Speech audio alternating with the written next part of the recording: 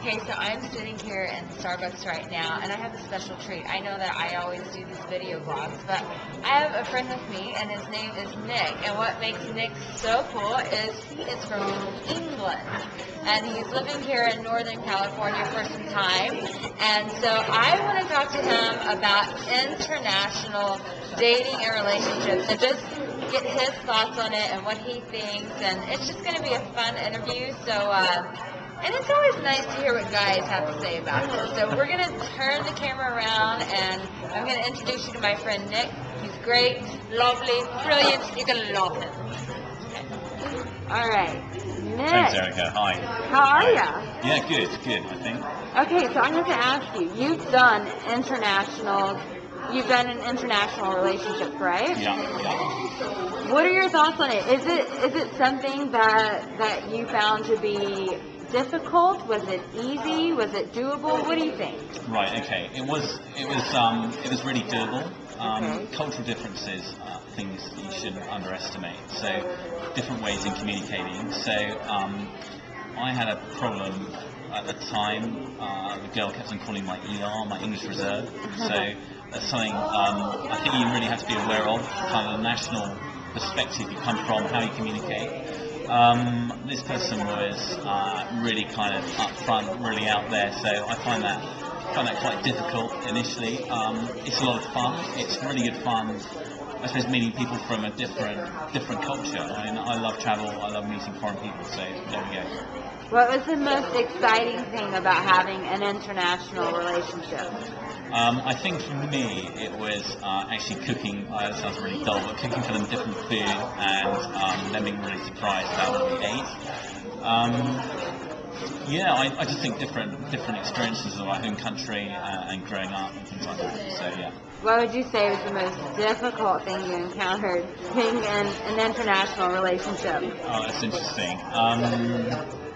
The most difficult thing, I think, was just different perspectives. I think in times where I said certain things, they just weren't understood, and not because I was trying to be evasive, but maybe they were just misunderstood from a cultural perspective. So that was tough. Yeah. Do you think, let's say in a relationship where you have two people who are, they're completely committed to seeing the relationship work, are those barriers, can you work through those barriers, or are they just there and set in stone? I think any relationship you can work through barriers is going to be a successful one. And I think any relationship where you can resolve conflicts is going to work. My mother's Canadian and my dad was English, so they got on fine. And I think they're kind of, the difference in nationality really added a lot to the relationship. There's a lot of spark, a lot of fun, a lot of taking the mickey, as we say in England, which having a laugh at each other. There we are. What would you say is, what key ingredient of communication do you think is essential for an international relationship?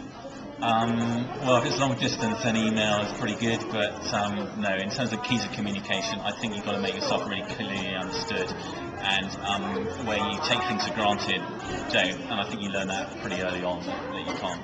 Would you say that patience would play a big role in that? No, absolutely. A lot of patience. You need loads of patience. Taking time to understand the other person. Yeah, that's right. What makes them tick. Yeah. And being open to that as well. Yeah, that's right. Humour's different, words different. Yeah. So let me ask the big question. Yeah. Would you ever do an international relationship again? Yeah, I would. Yeah, without hesitation. I mean, it's never occurred to me not to. Really? So, yeah. Wow. And would you say that it was did it feel like an adventure the entire time, or? Yeah, I think there was an added excitement because it was international. Yeah. Like a roller coaster ride. You never know when it's going to go up or down. Right. Yeah. Absolutely. Wow. Okay, and just because I'm an arrogant American, what do you love about our country? What isn't there to love about America?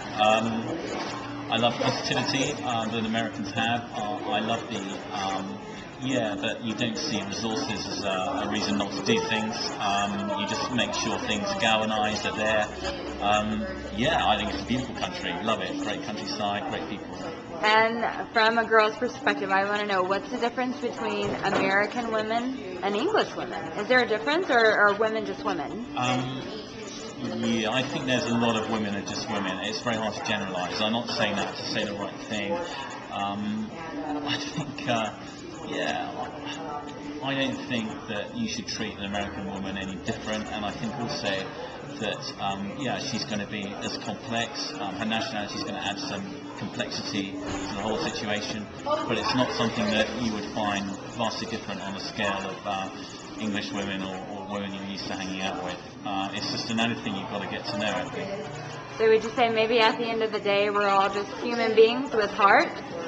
I think, that's what you're trying to get me to say. Yeah, I would wholeheartedly agree with that. I can't speak. Genuinely Yeah. intrigued by if you felt like there was a difference.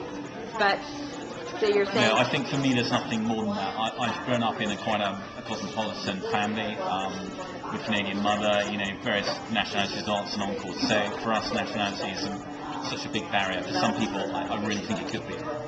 Interesting. Well, thank you so much for taking the time. I appreciate it. Cheerio, mate. When we talk about my fee.